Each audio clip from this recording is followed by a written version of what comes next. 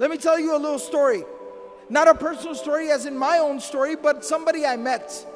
I was talking about this one time in the khutbah of Jumu'ah, Friday khutbah in a community in the States. Afterwards, a brother, he came up to me. And you know, sometimes people just have that look in their eye. They have that look in their eyes like they have a story to tell. He had that look.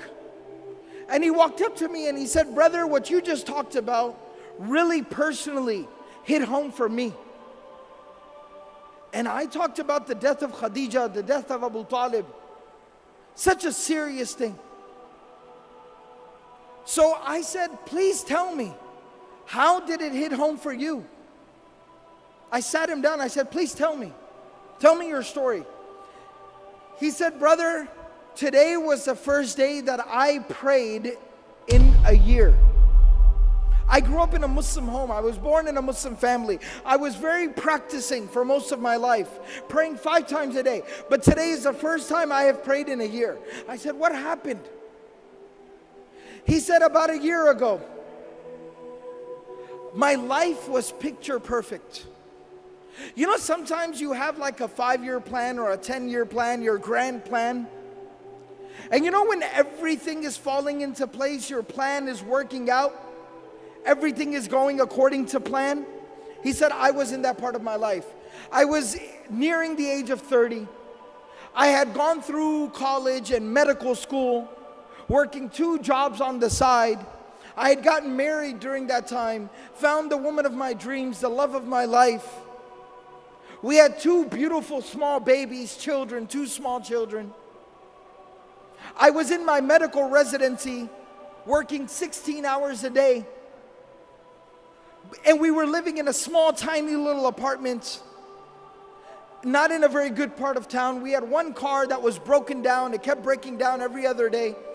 It was very difficult. We were barely getting by. Years and years and years we got through, some way, somehow. I was now nearing the end of my medical residency. So I was starting to get offers from clinics and hospitals and doctors and groups. Very lucrative offers, 6 figures. 6 figures US, big deal. And things were starting to work out. I had not one but multiple offers on my desk. We had gone looking for nice homes so we could buy a house in a nice neighborhood, nice schools for our children. We went to the car dealership and we're looking at minivans and nice cars. Everything was working out. All our dreams were coming true. And he said, one day I came home a little bit earlier than scheduled. I walk into my house.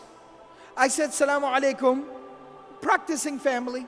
I said, Salamu alaikum, as the sunnah is. And nobody responded.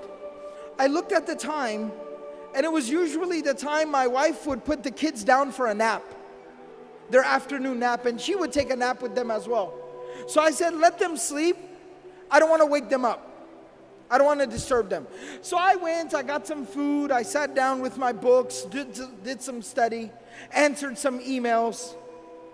After a while, you know when kids, they wake up and they start to kind of fuss and make noise? I heard the kids from the room. The younger one was crying, the older one was talking, I could hear them. I got very excited, as a father does. Let me go, they're awake. It's fun time, family time. So I go to the room and I walked in and my kids are sitting on the bed next to my wife. And my wife is laying there between them, motionless, still, not responding, not reacting. And it looked wrong. Being a doctor, I jumped right in and I checked her and she had been dead. Not now, but for like an hour. She was cold, she was gone.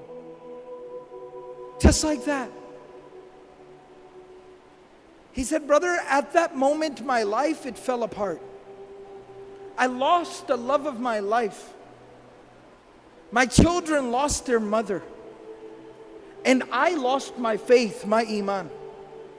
He said, the next 24 hours were a blur. Janaza, tadfeen, the burial, it went by. I didn't even realize what was going on. After that 24 hours ended and we buried her, I went to my room and I locked myself in my room, and I did not come out of my room for days. I kept the lights off and I just laid in my room and stared at the ceiling. I did not hold my own children in my own hands for the next few days. My mother and my brother were taking care of my babies. I didn't know what I was supposed to do. After a few days, I crawled out of bed. I reconnected with my children. I tried to get back to work, figure out how am I supposed to work and take care of my kids. My mother and my brother, they helped me so much. Slowly but surely, over the weeks and the months, I put my life back together again. I got back to work. I figured out the schedule for the children.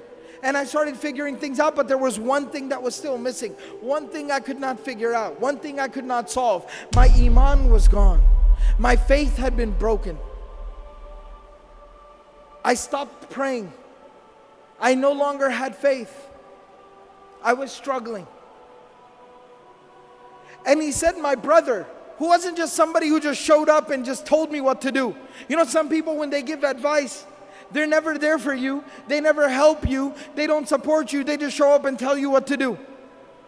My brother was not like that. He looked after my kids. He stayed awake with my babies when I had to go to the hospital for a call.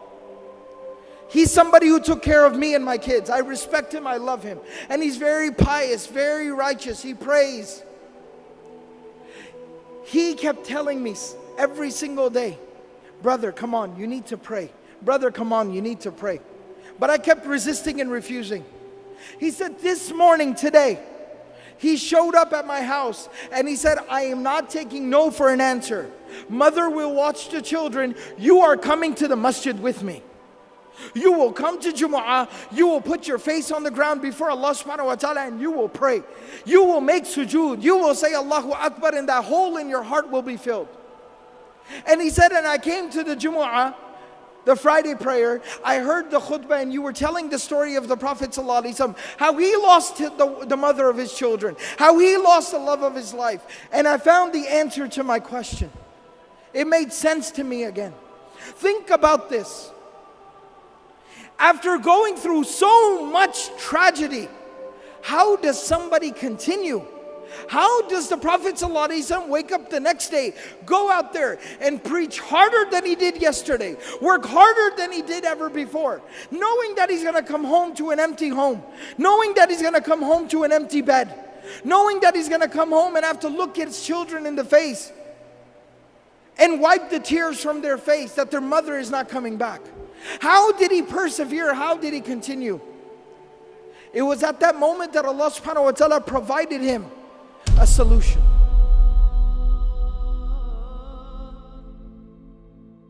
Allah subhanahu wa ta'ala took him on the most miraculous journey any human being has ever experienced. It is called the journey of Al-Isra wal-Mi'raj, the journey by night to Jerusalem, and then the ascension above the heavens. The journey by night to Al-Aqsa, and then the ascension above the heavens.